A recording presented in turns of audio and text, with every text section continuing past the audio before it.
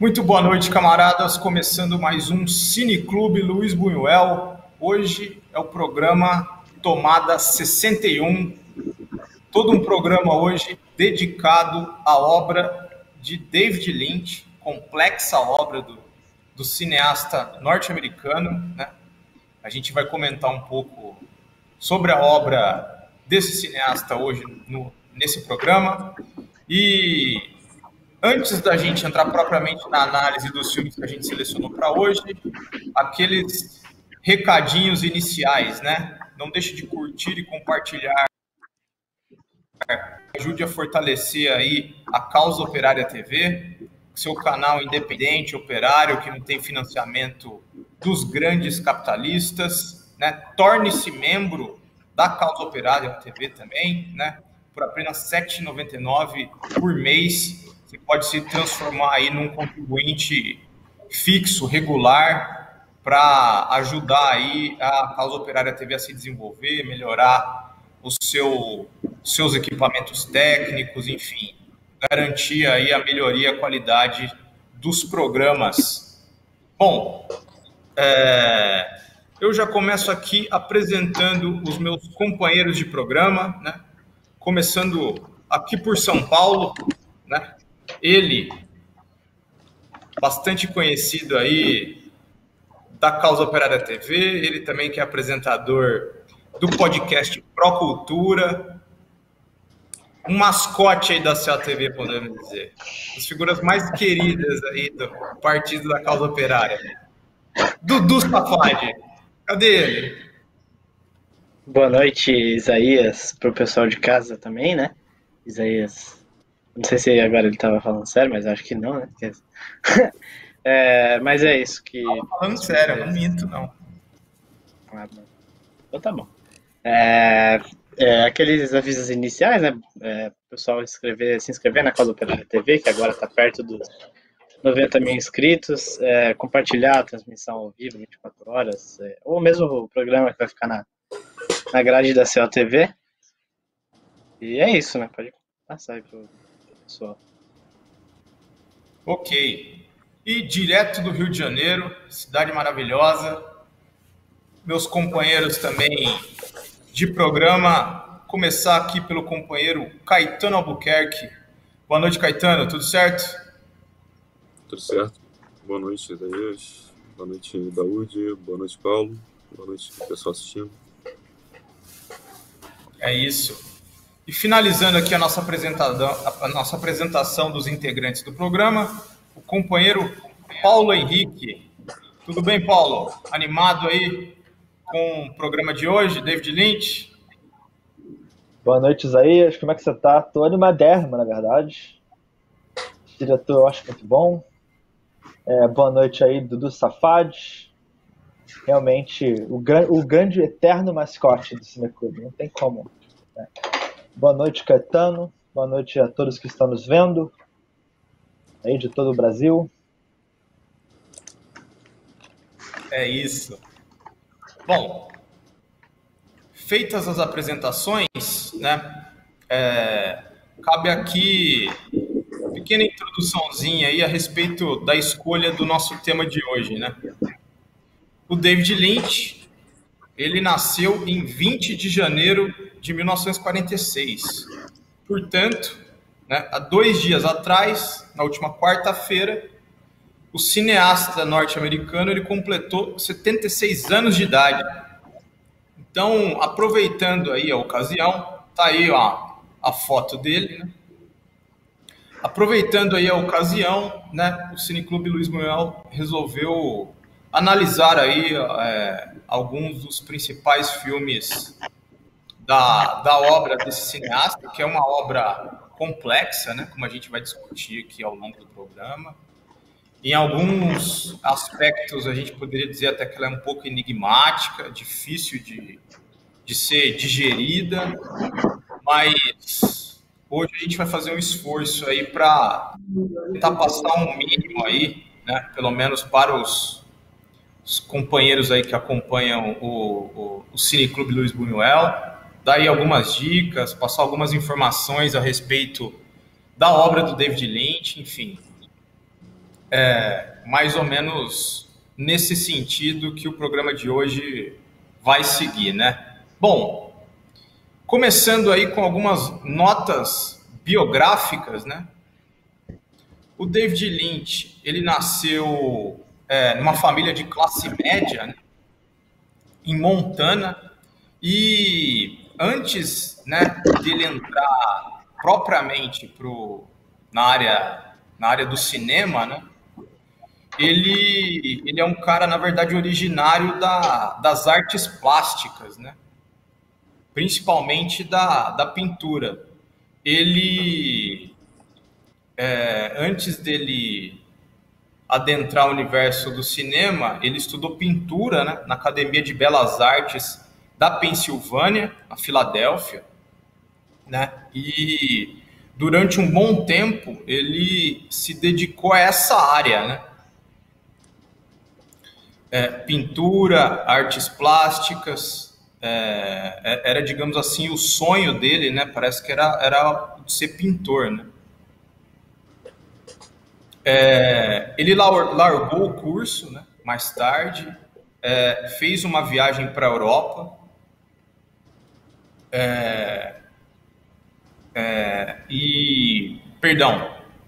antes de entrar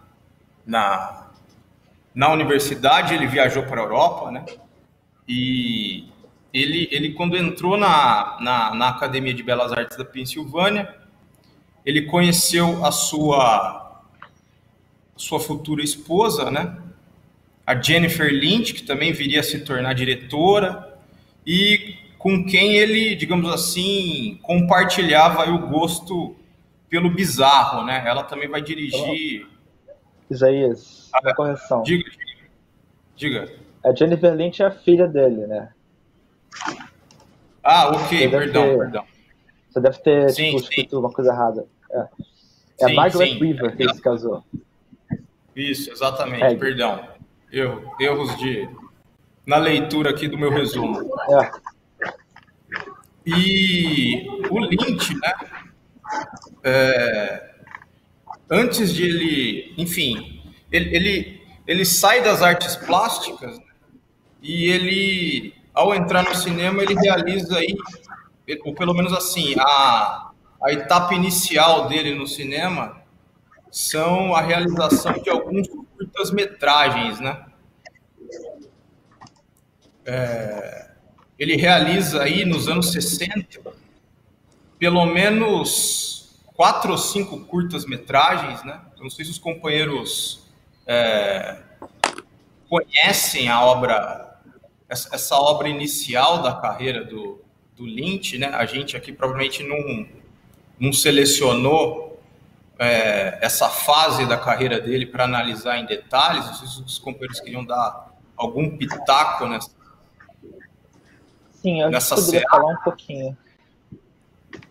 Eu acho que tem 3 específicos, né? Acho que não são 3 que ele lançou antes de começar a fazer o longa-metragem dele. Nessa época, em 1967, né, ele tinha voltado de uma viagem. Ele se casou, né, com a Margaret Weaver, que o Isaías comentou, e ele comprou uma casinha, se não me engano foi na Filadélfia. Eu acho um ponto interessante falar sobre a Filadélfia, onde ele estava, porque isso que influenciou ele a fazer o Eraserhead, né? Mas antes de eu entrar nisso, falando sobre os curtas, ele, em 1967, ele fez o primeiro curta dele, que é o 6 Homens Ficando Doentes, que acho que só o título você já consegue ver o tipo de tema. Talvez não, né? Não tem como ver o tipo de tema que o David Lynch fala, mas você vê o tipo de coisa que ele está interessado em mostrar, né? Esse, esse curta é como se fosse uma pintura, né? Com um som e no tempo, assim, que é justamente o que o David Lynch descobriu quando ele estava fazendo sua pintura, né? Quando ele estava fazendo sua pintura na escola, no Museu de Belas Artes, né? Na Escola dos Museus em Belas Artes, que não era o suficiente você apenas pintar. Eu acho que isso foi uma das coisas que mudou a perspectiva dele sobre as artes, né? Ele ainda queria ser pintor, só que ele achava que a pintura poderia, sabe, ter mais elementos em volta dela. E eu acho que, assim, foi isso que o levou ao cinema, né, no final das contas, porque o cinema acaba sendo esse tipo de mistura entre a imagem e o áudio, né? Você também vê isso no próximo curta dele. Em 68 ele lançou um curta chamado Alfabeto. Os dois curtas que eu mencionei aqui, Seis Homens Ficando Doentes e o Alfabeto, são curtas de 6 a 7 minutos, mais ou menos, um pouquinho mais, um pouquinho menos, que você encontra facilmente na internet. Eu sugiro a todos que procurem no YouTube, que vocês vão achar os curtos, provavelmente no próprio canal do David Lynch. O Alfabeto também, ele já tinha como atriz principal, mesmo sendo como se fosse uma pintura, é muito estranho esse curto. O Alfabeto é como se fosse uma pintura, são os 4 frames, né, com uma música, e é como se fosse uma mulher demoníaca cantando o alfabeto. Né? Assim, eu sugiro que todos vocês venham para discordar de mim, ou não sei o que, sobre o caráter dessa mulher cantando o alfabeto. Né? Mas também tem como atriz principal a esposa dele, né? A nova esposa dele, a Peggy, como eles chamam. Depois disso, em 69, se não me engano, ele estava trabalhando nesse período, né, em vários trabalhinhos assim pequenos. Né? Ele foi zelador, trabalhou em loja de moldura, ele trabalhou em escritório de arquitetura do tio, do amigo, sabe? Ele ficou trabalhando assim para poder para poder financiar não só os seus projetos, mas também a sua própria vida, né? Porque ele acabou de ter uma filha, que é a Jennifer Lynch, e ao mesmo tempo que ele estava entrando nesses curtas, ele também fez um último curta chamado A Avó, Grandmother, né? A Avó, que acabou conseguindo um patrocinador da universidade. Né? Depois que ele fez esse curta, esse patrocinador, né, acabou encorajando o Lynch a entrar numa universidade mais séria, né, para continuar expandindo os filmes que ele estava fazendo, em vez de continuar tentar ser pintor, né. Aí o David Lynch ele fez. Acho que o Companheiro Caetano também tem algumas, talvez tenha, né, se ele quiser falar, algumas anedotas interessantes sobre ele entrando nessa universidade, né. Pelo visto, David Lynch, se o Caetano quiser falar sobre isso, o David Lynch, ele, pelo visto, ele achava que não ia conseguir de nenhuma maneira passar, né, para essa universidade. Não é isso, Caetano? Se o Caetano estiver me ouvindo. No, não, então, o David Lynch, ele narra um pouco essa entrada dele no conservatório em um documento que saiu recentemente. O nome dele, daqui a pouco eu me lembro. Mas ele fala que ele conhecia várias pessoas que aplicaram, né, para fazer aí a seleção, né, da bolsa, e eram pessoas que ele considerava assim tinha um valor assim artístico muito alto, né? E ele ficou muito surpreso quando ele foi selecionado. Nesse documentário, né, ele fala que o período dele na escola de cinema foi bem produtivo, né? É uma coisa que ele parece que guarda boas memórias a respeito disso. E ali ele começou a produzir também o primeiro longa dele, né? Que é o Eraserhead. Aí eu não sei se o Paulo quer continuar. Eu tava esperando bem. Eu posso continuar. Então, o Eraserhead é o primeiro curta dele. Ele começa a fazer ele fica na Pensilvânia, né, na Filadélfia, até os anos 70. E depois ele sai do lugar e em 72 ele começa a fazer o Eraserhead, né? Eu acho que a questão da Filadélfia é muito interessante, porque isso tem um contraste muito grande entre a vida dele na Filadélfia e a vida que ele tinha, né, de classe média na sua infância. Ele fala isso bastante até, né? A nova casa, a casa que ele comprou na Filadélfia, né, era uma área degradada, bem pobre, pouco segura, né? Já estava destruída. A Filadélfia, nesse momento, nos anos 70, já estava 68, 70, estava destruída. Tinha uma crise urbana muito absurda e uma desolação industrial também muito séria, né? O David Lynch, ele fala, todos os prédios eram pretos, cobertos de fuligem, muito impuros, desculpe, muito imundos. E aí ele fala que tinha um clima lindo, né? Esse é o tipo de... Acho interessante isso do David Lynch, como ele consegue ver essas coisas assim. Esse local tem o contraste à infância meio idílica, né, que ele teve, vai ser base de muitos dos filmes que ele vai fazer a partir daí, né? Ele falava que a infância dele, por exemplo, eram ruas arborizadas, né? Você tinha aquele leiteiro dos anos 50 passando, como estão as crianças, sabe? As crianças construindo fortes no quintal, aviões zumbindo, céus azuis. Basicamente o começo do Veludo Azul, mas a gente vai falar sobre isso mais tarde. Isso é América Média, né, no pós-Segunda Guerra Mundial, né, aludindo a este crescimento ilusório do capitalismo norte-americano, logo depois da Segunda Guerra Mundial e nesse período até os anos 70, mais ou menos, onde o crescimento para. Né. Mas assim, não dá para dizer que o Eraserhead é sobre isso, claro. Né. O Eraserhead é um filme assim difícil de se tratar. Acho que todos os filmes do David Lynch que a gente vai falar são filmes difíceis de se tratar na sua base, né? É um filme que fala a história de um homem chamado Henry, que ele é um jovem, né, 25 anos, assim, não fala a idade, e ele vive nesse lugar, né, nesse mundo industrialérrimo, super decaído, né? Não existem ruas, você nunca vê nenhuma rua, você nunca vê nada além de trilhos e ruas de trás de fábricas, coisas assim, uma coisa bem tenebrosa, né? Bem sombrio. Tem uma trilha sonora super sombria, que são só sons e grunhidos. Mas é bem assim, combina muito bem com o filme. E esse personagem, esse Henry, tem um cabelo para cima, que é interpretado pelo amigo de longa data do David, que é o Jack Nance, que você vai ver em todos os outros filmes até a morte dele, né, em 96.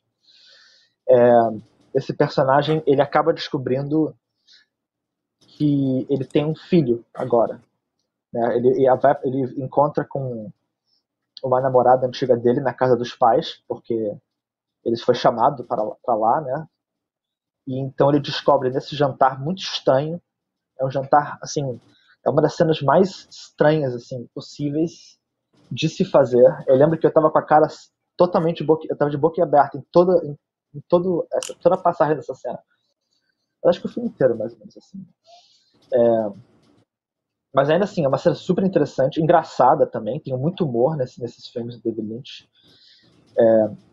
Onde ele descobre nesse jantar com os pais dessa garota que agora eles vão ter que se casar, né? Porque ele engravidou ela, né? E a parte interessante, né, o twist, vamos dizer assim, é que essa criança, esse bebê, ele não é um bebê realmente humano. Ele é como se fosse uma criatura, um dinossauro, sabe? Ele não é realmente humano. E você vê a história, você vê ele tomando conta do bebê, assim, em questão de narrativa, é muito simples, assim, a complexidade do diálogo, o filme e tudo mais. O roteiro era dito que ele só tinha 22 páginas, né? Que é muito pouco, assim. Ele teve dificuldade conseguindo patrocínio de grandes da própria escola que ele estava fazendo, porque o script era curto demais para ser algo sério, né, entre aspas, de acordo com essa mentalidade de publicitária, né? E você vê que já era uma exploração, na minha opinião, ele já tentava sair meio dos curtas dele e expandir o sentimento que esses curtas tinham para um longa-metragem, né? Você vê que os primeiros 15 minutos não tem nenhum diálogo, é só som, imagem, áudio, assim, muitas coisas pintadas, muita decoração, bastante decoração que o próprio DVD provavelmente fez, e você já fica perdido lá nos primeiros 5 minutos, né, do que está acontecendo. E as últimas meia hora também não tem diálogo nenhum. Assim, não é bom tentar interpretar aqui sobre o que é o filme, né? Na verdade, o David Lynch em si, né, como diretor, ele tenta não fazer isso, ele tenta escapar de responder alguma interpretação específica sobre o filme. O filme é assim, assado. Por exemplo, a Jennifer Lynch, a filha, né, que ele teve nos anos 60, ela disse que o filme é sobre ela, por exemplo. É uma interpretação da filha dele.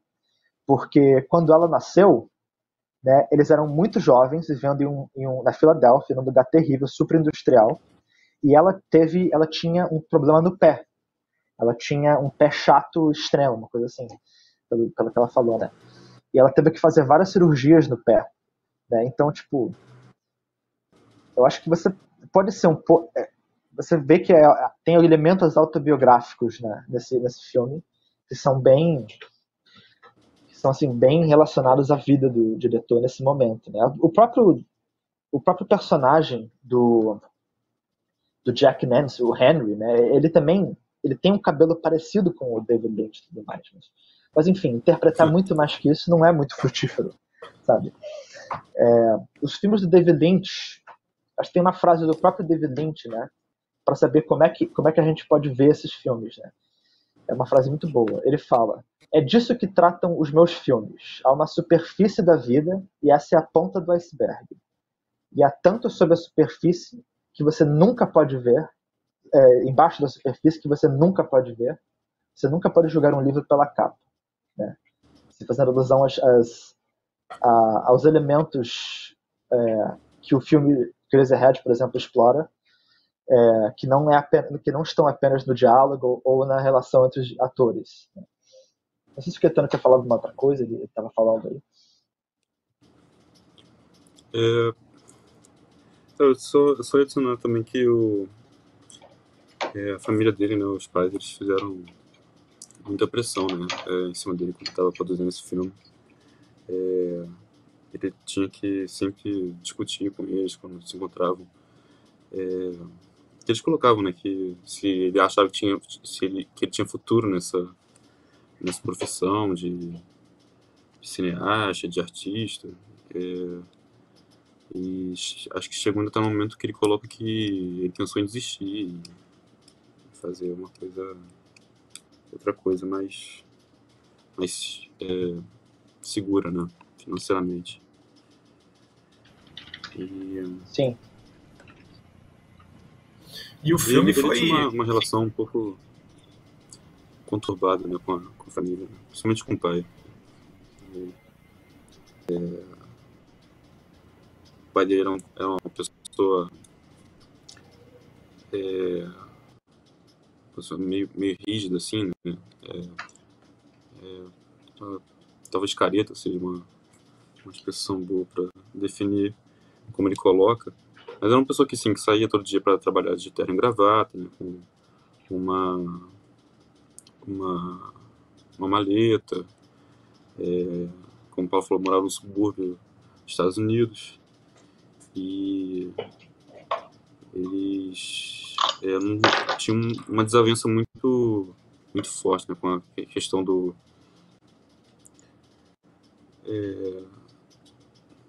posicionamentos de vida do David Lynch, né? Tem um episódio que o David Lynch estava fazendo eu não me lembro muito bem o que era, mas ele estava fazendo algum experimento artístico no porão dele. E o pai dele, ele vê esse experimento e ele, assim, ele praticamente começa a desonra a família, assim, o David Lynch naquele momento. Ele fala que ele espera que o David Lynch nunca tenha um filho, não sei o quê, porque ele não bate bem na cabeça, esse tipo de coisa.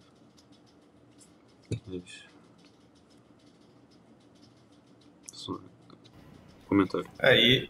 Enfim, esse primeiro filme foi bastante problemático aí do ponto de vista da realização dele, né?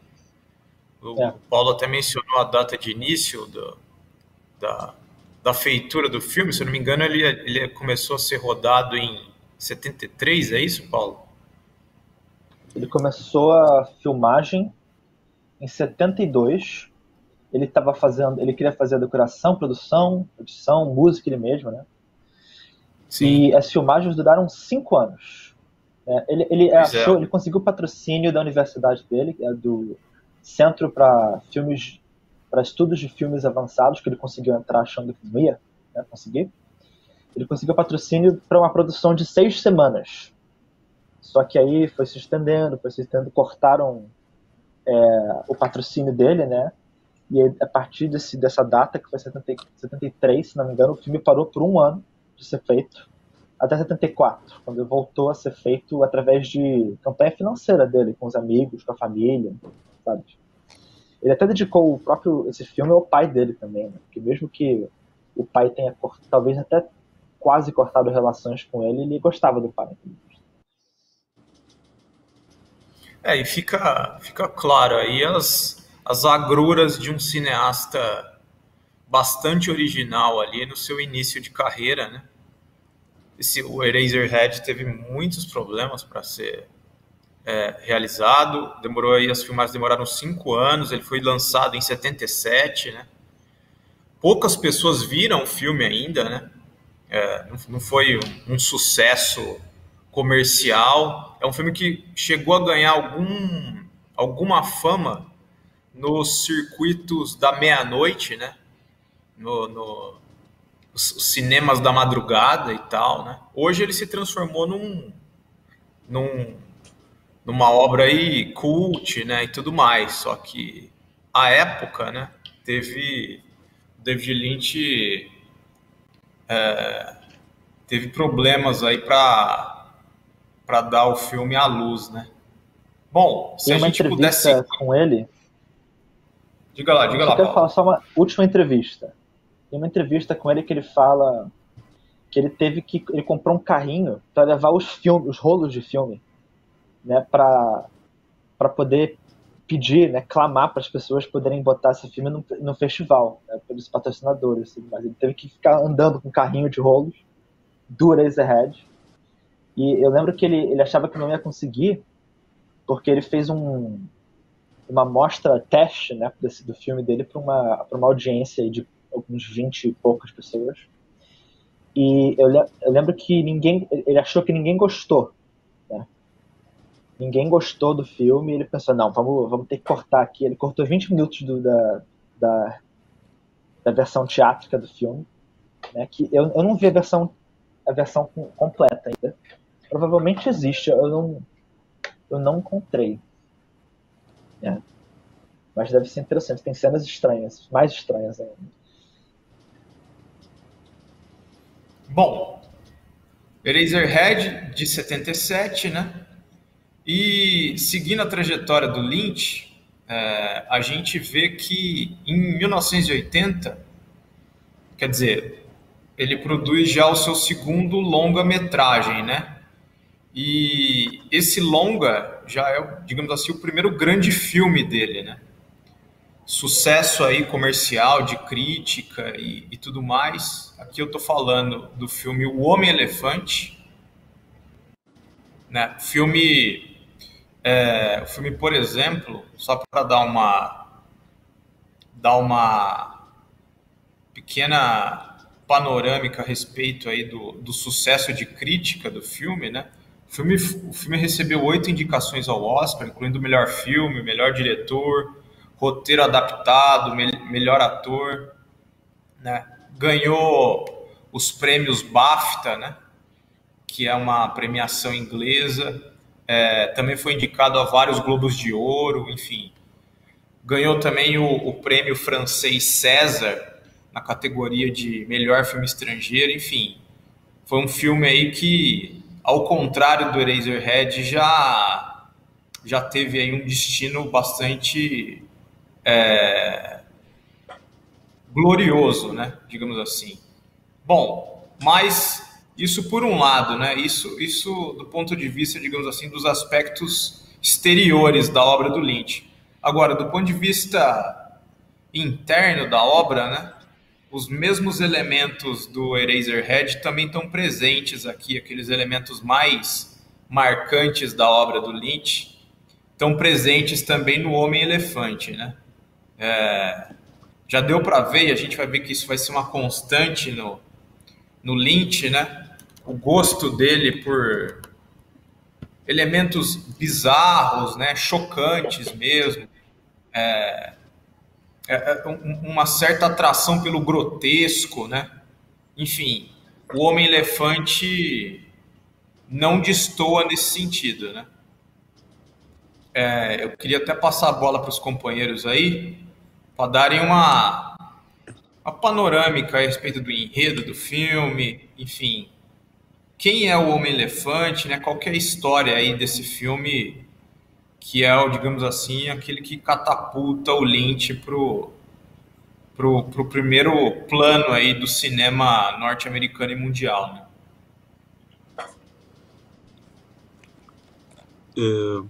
Então, o Homem-Elefante do David Lynch, ele conta a história aí, a biografia, né, de um homem, né, que nasceu com uma deformação física muito grotesca, assim, né, uma coisa que destoava muito e é uma figura real que existiu, apesar do filme ele com algumas liberdades ficcionais na hora de contar a história. Mas esse homem, ele se chamava acho que é John Merrick, né? John Merrick, isso. E a história dele é que ele era prisioneiro aí, né, de um dono de um circo, né, que expunha ele como uma atração ali bizarra para as pessoas pagarem e verem, né, ficarem em choque. E ele é descoberto, né, esse homem, o John Merrick, ele é descoberto por um cirurgião que é o Frederick Travis, né, Dr. Frederick Travis, que ele retira ele, né, primeiro com um interesse aí de anatomia, né, porque ele todo um trabalho na universidade também, então ele tem um interesse em ciência e quer usar o como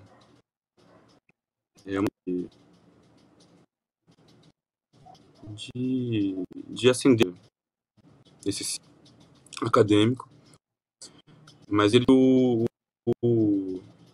John Merrick, ele só, né, uma figura aí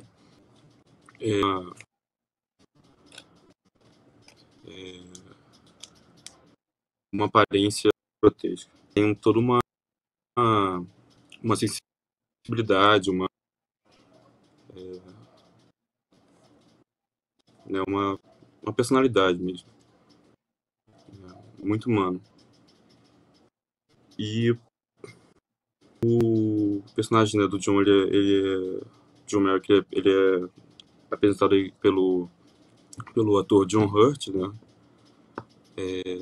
bastante maquiado, né, e o Frederick, ele é interpretado pelo Hopkins. É interessante, assim, um pouco a história de como esse filme ele ele conseguiu ser feito, né? Porque como os companheiros estavam falando anteriormente, o David Lynch ele produziu o Eraserhead, né?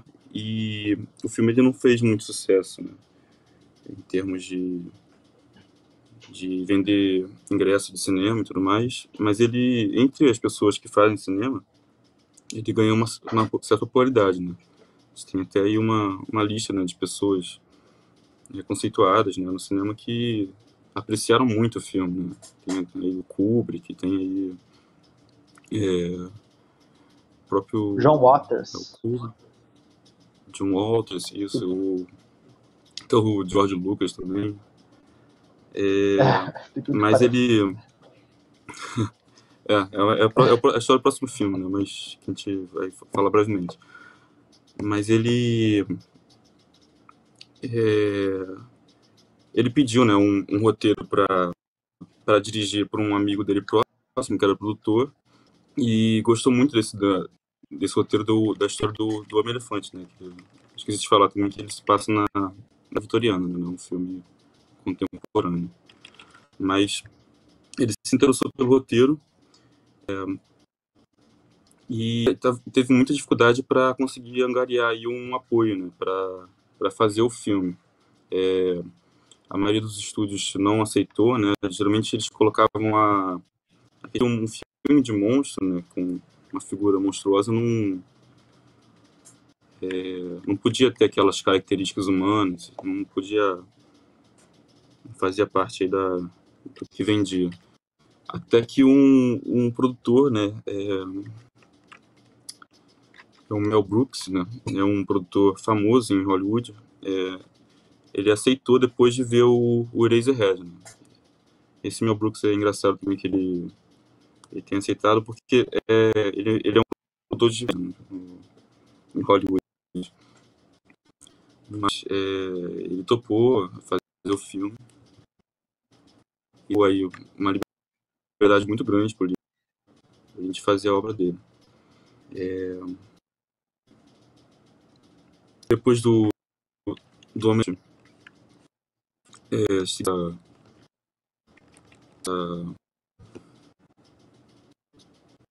conexão com o Eraserhead, né, que eu falei do que o George Lucas, ele chamou o David Lynch para dirigir a trilogia do Star Wars, né?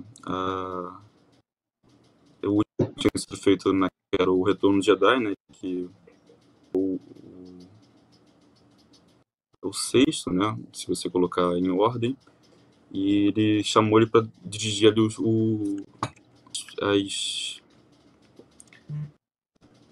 como é que é? A história anterior, né? Seria o 1, 2 e o 3. Eu não me lembro se era o segundo ou o terceiro. Acho que era. Não, o terceiro não, era o primeiro, né? Provavelmente. Aí é engraçado que o todo a gente falou se ele aceitasse, ele não ia mais ter se preocupar com dinheiro na vida dele. O Lynch recusou a fazer, né? E aí veio ele aceitou fazer o Duna, né? Que a gente não vai entrar muito nele, né? Mas é um filme que é com Sting, né? Tem toda uma história aí que o outro diretor queria fazer o Duna, né? Que é o Jodorowsky, e acabou não indo pra frente, e o Lynch assumiu o projeto, mas acho que isso a gente pode tratar em outra história. Quem sabe um dia a gente vai tratar fazer um cineclube só do Jodorowsky. Dos vários filmes que ele fez. E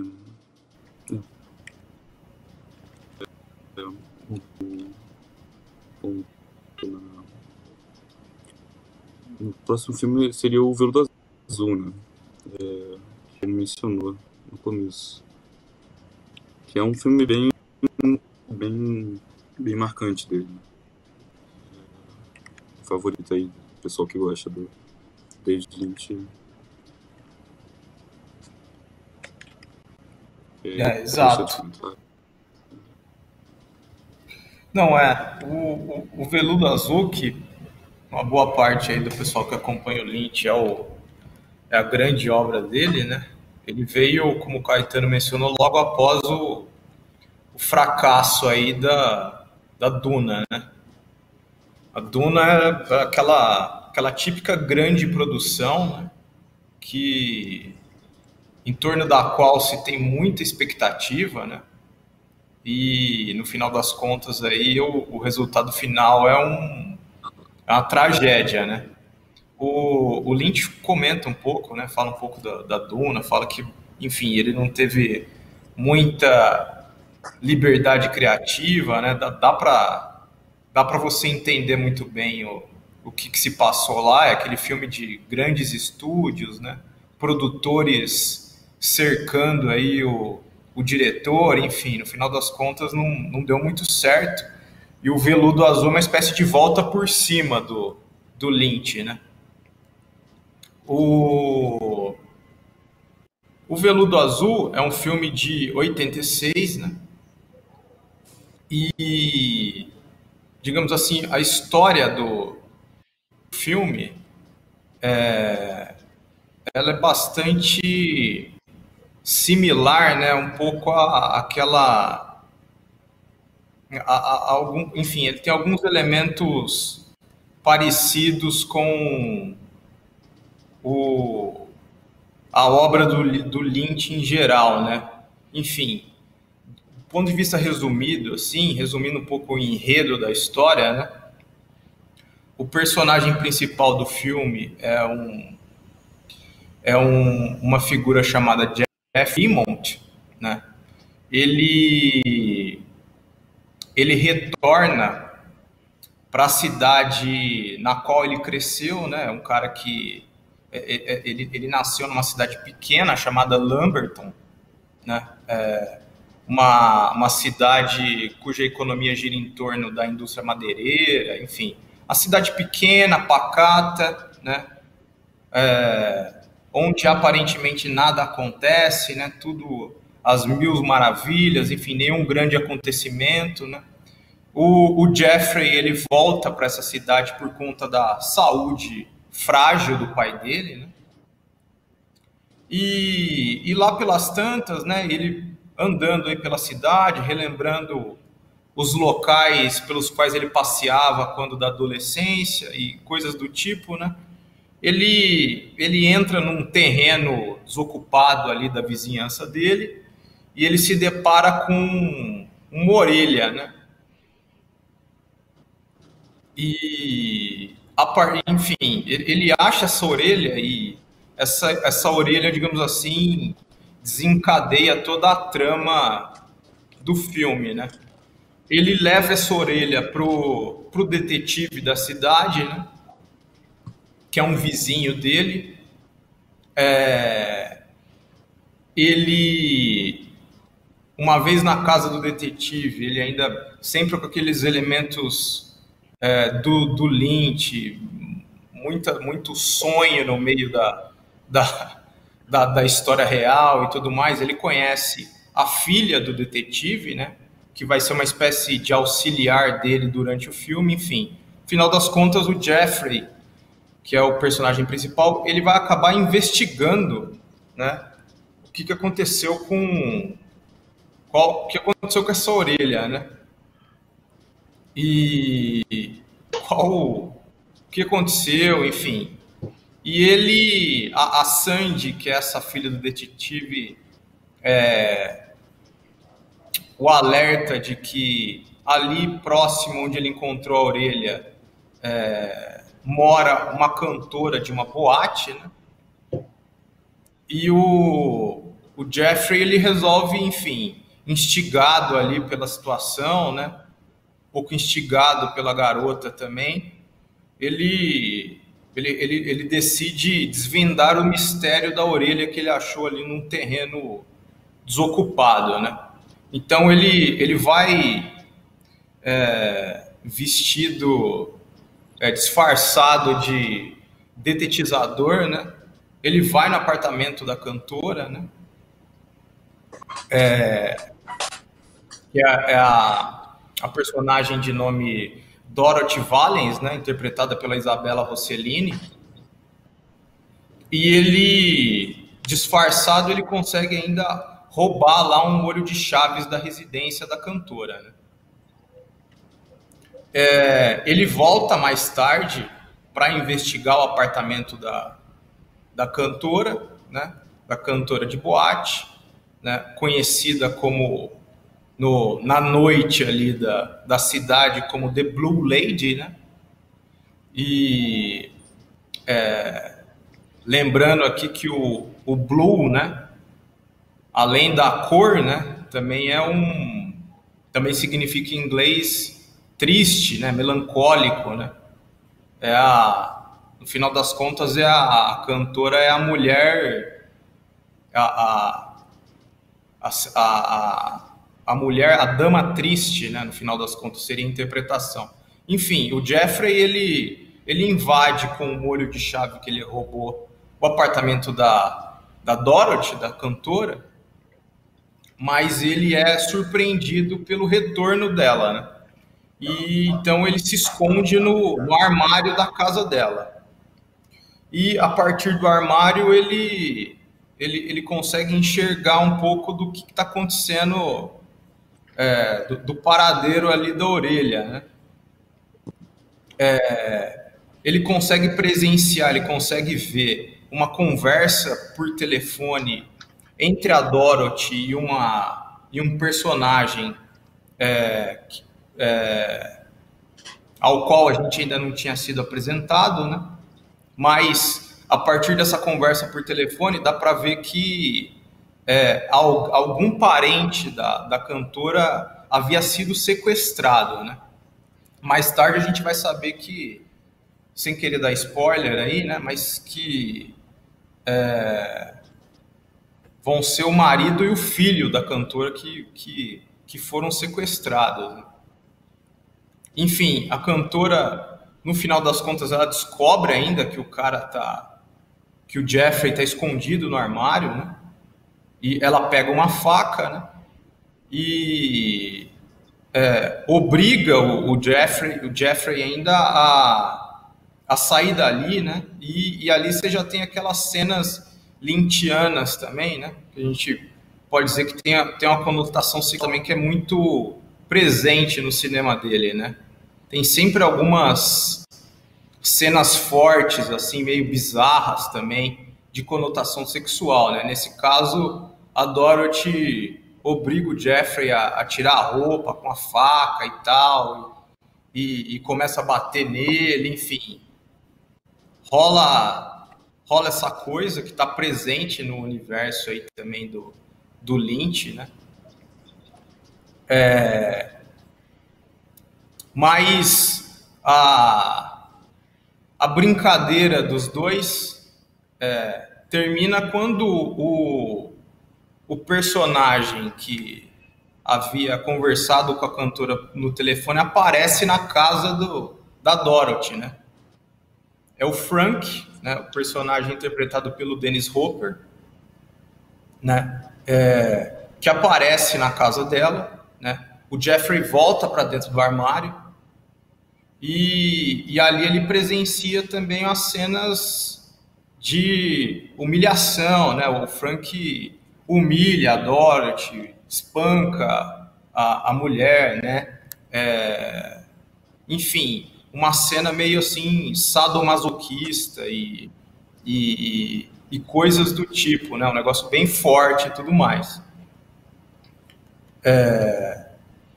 E no final, né, terminado ali a surra que o Frank dá na cantora, né, ele ainda deixa o seguinte recado para ela, né? Ele fala para ela ficar viva, né? E fazer isso por Van Gogh, né?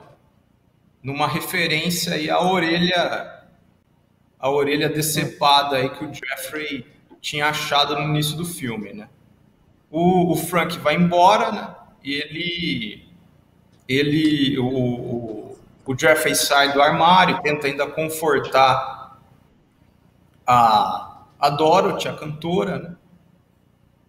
E, enfim, no final das contas, ele acaba descobrindo que o filho e o marido da Dorothy haviam sido sequestrados pelo Frank e a sua gangue ali da cidade, né?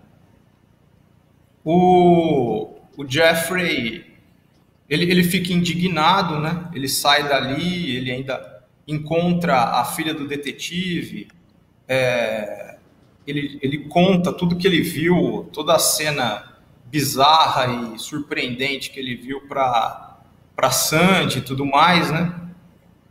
E ele segue aí na investigação agora do Frank, né, e da sua gangue, né? Ele começa a seguir o cara, enfim, ele descobre que o cara tem envolvimento com, com diversos, enfim, com um submundo do crime ali na pequena e pacata cidade de Lamberton, policiais envolvidos com traficantes, enfim, assassinatos, enfim. Digamos assim, o Jeffrey destampando o bueiro da cidade, né? E, enfim, revelando ali o submundo do crime, enfim, daquelas coisas que ficam menos visíveis, né? Aparentemente ali na pequena pacata cidade. E, de certa maneira, a gente pode dizer que o tom geral do filme é esse, né? É uma espécie de... a gente poderia até dizer que Lamberton é uma espécie de metáfora ali da sociedade norte-americana, né? Tem aquela fachada tranquila e bonita. Hoje nem tanto, né? Mas do ponto de vista da propaganda, né? Tem sempre aquele bom funcionamento, as coisas funcionam, tudo corre bem, mas se você olhar mais de perto, se você presenciar ali dentro do armário aquilo que ninguém está vendo inicialmente, você descobre ali o grotesco, o bizarro, o chocante ali por detrás dos panos, né? Daria para resumir um pouco do filme do ponto de vista do conteúdo, né? Porque, evidentemente, na minha explicação, se perde muita coisa, né? Você não poder... Os elementos visuais, que são sempre muito importantes no filme do Lynch, ficam de fora, né, da explicação, mas enfim, não sei se os companheiros gostariam de acrescentar alguma coisa.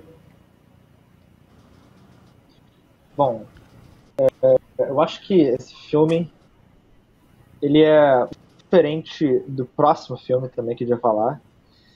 Só que eu não sei se a sua interpretação, ela, acho que dá pra ver que ela pode, assim, eu posso concordar com ela, só que ela é tão clara assim, né? Porque como a gente tinha falado antes, você vê que ele estava na fila, ele foi de uma infância idílica, de uma adolescência muito boa, em locais muito bons, para na Filadélfia, né? Acho que esse contraste que fascina o David Lynch nessa fase, né? Esse tipo de... Tem uma cena no começo do filme que exemplifica melhor, né? Aquela cena onde eles estão, onde você tá vendo toda essa demonstração da América dos anos 50, idílica, perfeita, né? O leiteiro, né? Como uma frase do Lynch que eu mencionei mais cedo. Você vê um homem, né? Limpando a grama, né, botando água na grama, né? Limpa, perfeito, céu azul, tudo bonito, né? Aí o homem tem um infarto e cai na grama, e aí a câmera dá um zoom nessa pessoa, e depois dá um zoom na grama, e você vê uma realidade alternativa besta, assim, onde só tem formigas e barulhos horríveis, e fica tudo preto, sabe? Fica tudo sombrio. Esse é o tipo de contraste que eu acho que fascina o David Lynch, eu acho. E provavelmente tem a ver, sim, né? Esse caso da Filadélfia é literalmente o que você acabou de explicar. É assim, a ponta mais... a ponta escondida do iceberg, né? Que fica submersa do iceberg. né? Aquilo que você não veria nos anos 70, né? A não ser que você estivesse vendo lá. Se o Caetano quer falar alguma coisa, a gente já pode passar para o próximo filme.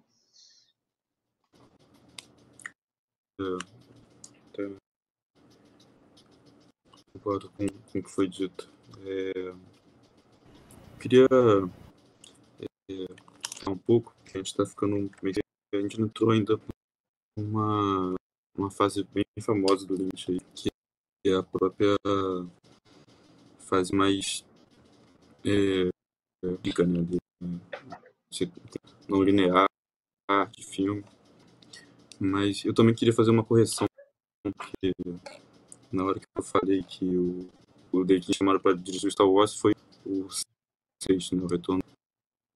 Como eu falei, ele recusou. Toda a questão comercial, ele fala que não queria. Que o George Lucas ia abandonar o cinema e para ver figura de ação, vender ali a propriedade intelectual do Star Wars. Né? Mas seguindo, bom, o Lynch nessa dirigiu, né, uma ficção científica, né, o Duna, dirigiu um filme biográfico, né, que é o Homem-Elefante, dirigiu um suspense policial, que é o Véu Azul, e o próximo filme é o Coração Selvagem, né, se eu não me engano, em português. É o Wild at Heart, que é um filme de estrada. Né? Ele tem aí como atores, né, destacados o Nicolas Cage, né, no papel principal. Ele é uma pessoa que gosta de afirmar a sua liberdade individual. O filme começa com ele cometendo ali um assassinato, né? Entrar num espetáculo. Ele está acompanhado ali da namorada dele, da família dela. E aí ele se defende, né, de um ataque a uma pessoa, que vai ser explicado depois, né, porque atacou ele, e mata ela brutalmente. E aí ele é preso e o filme, né, se eu não me engano, 3 anos depois, algo assim, quando ele está saindo da prisão. E aí ele procura reencontrar com a namorada dele, né, que é a pessoa que ele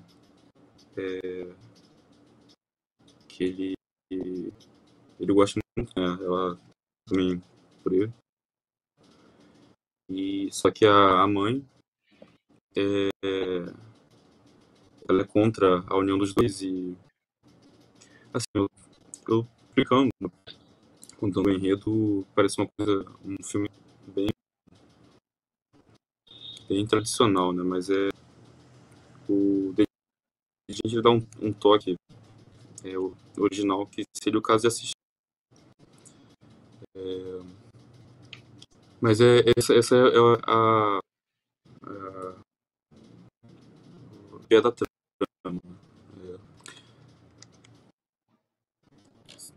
Não sei se mais eu gostaria de comentar.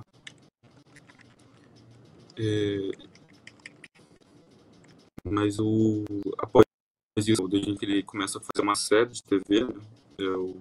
O Twin Peaks, né, que recebeu aí uma aclamação bem boa, né? Muita gente conhece ele pela série. O Paulo quer comentar alguma coisa que ele assistiu? Sim, o que acho engraçado é que você não assistiu, Caetano, a série. Essa série todo mundo devia ver. Foi assim que eu conheci essa série, na verdade. Foi assim que eu conheci o David Lynch. Acho que muita gente conheceu o David Lynch por essa série, que é uma novela, né? Uma verdadeira novela. É de televisão, né? Ele entrou nesse ramo da televisão. E esse ramo, né? ele foi oferecido a possibilidade de trabalhar na televisão, né, desenvolvendo essa série. Então ele fez um piloto, né, do Twin Peaks, que é um dos pilotos mais bonitos de qualquer série. Assim, é o piloto que te compra, né? Você não consegue parar de ver depois. E o piloto fez tão bem, teve um sucesso tão grande que eles resolveram fazer a série inteira, né? Eles deram 7 episódios para David Lynch e ele dirigiu todos os episódios, se não me engano, da primeira temporada, que são 7 episódios muito misteriosos. Ele desenvolve em cima desse conteúdo de novela, né? Assim, você tem traições, romances, não sei o quê. Em cima disso, ele desenvolve uma mitologia toda, né?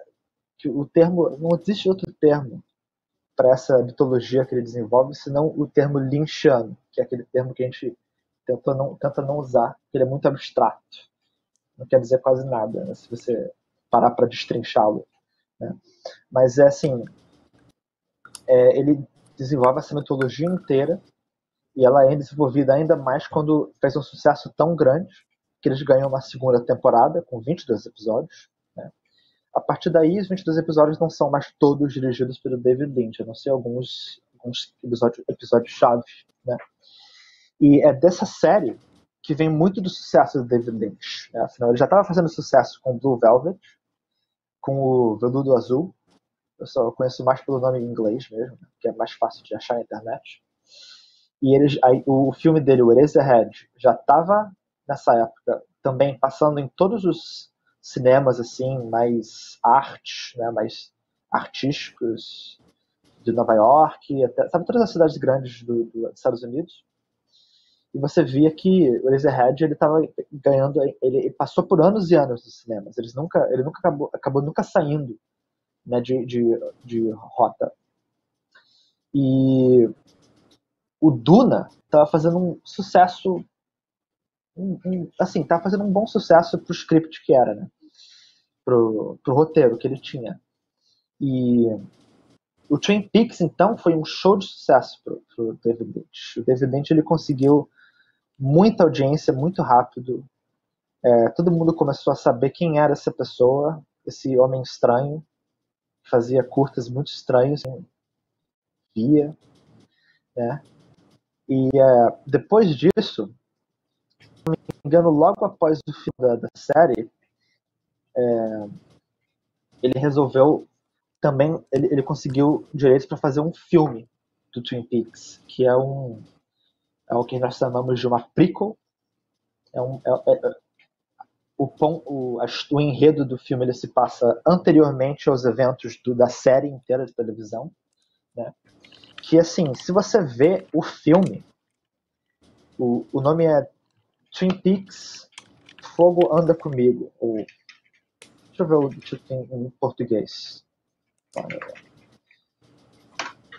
Se alguns companheiros puderem me falar o título em português, se tiver, porque talvez não tenha, né? Porque o título é Fire Walk With Me, Fogo Ande Comigo, né?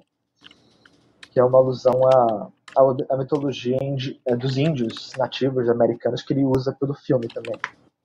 Né?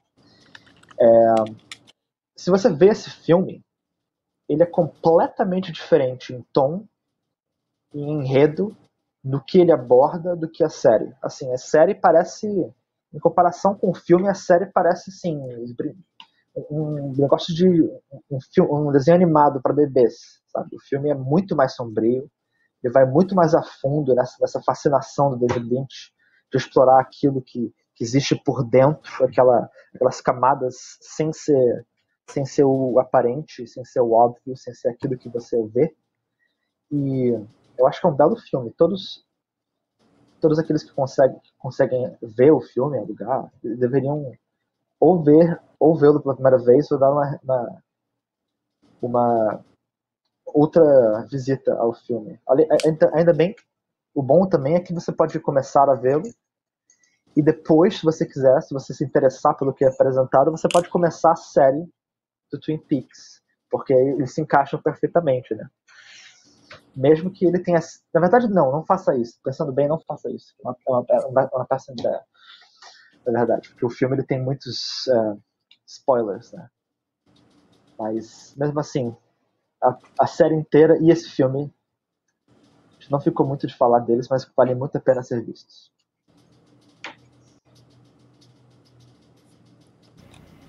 Beleza, camaradas. Bom, a gente já está aqui próximo do nosso tempo limite.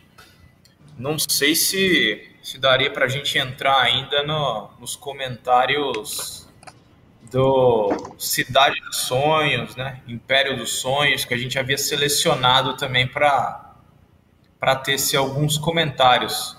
Bom, eu queria passar a bola pro companheiro Daúde já ler aqueles comentários no chat aí, o pessoal que acompanhou o programa de hoje, dar os boas noites aí pro pessoal, agradecer aí a audiência. Bom, começando aqui com as boas noites, né? O companheiro Sérgio A. Rodrigues, Arthur Freitas, Maria Ângela Biduch, também mandou aqui um super sticker. Arthur Freitas, Monique FC, Rob Silva, Renata Diniz, Arthur Freitas, o Peão Preto, o Carlos Chimia, que falou, lembrando que o David Lynch também é músico, guitarrista, com vários discos lançados. Grande Nishimia. Comentar um pouco. Ele ainda é pintor também. Carpinteiro. Eu lembrei disso falando do Twin Peaks. E o Nishimia fala aqui que ele é fã do Twin Peaks. Ele o Nishimia, bom, né? O Nishimia ele gosta muito de... Diga lá, Caetano.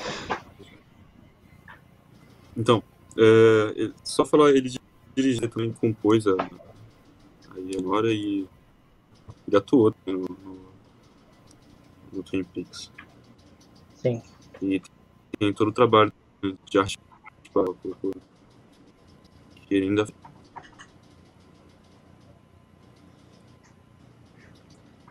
Bom, exatamente. Agradecer aí todo mundo que acompanhou o Cineclube de hoje. A gente certamente vai voltar aí em outros programas a analisar a obra do David Lynch. Posso falar uma coisa antes, Azaías? Já que você mencionou isso. Então, o David Lynch ele tem um canal no YouTube onde ele faz coisas meio estranhas também, muito interessante. Ele, por exemplo, ele tem uma série que ele está fazendo no YouTube que é sobre ele falando sobre o tempo onde ele vive. E é só isso, mas tem coisas estranhas que acontecem.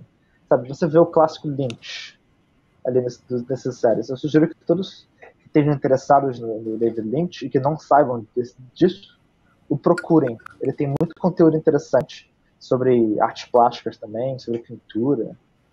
Acho é uma coisa interessante de se procurar. Não, uma figura interessante aí, vale a pena mesmo o pessoal aí mergulhar um pouco no universo aí dele, e a gente em breve voltará aí a analisá-lo em maiores detalhes. Bom, companheiros, finalizando, eu queria só reforçar que o Partido da Causa Operária está realizando aí a sua 46ª Universidade de Férias, né?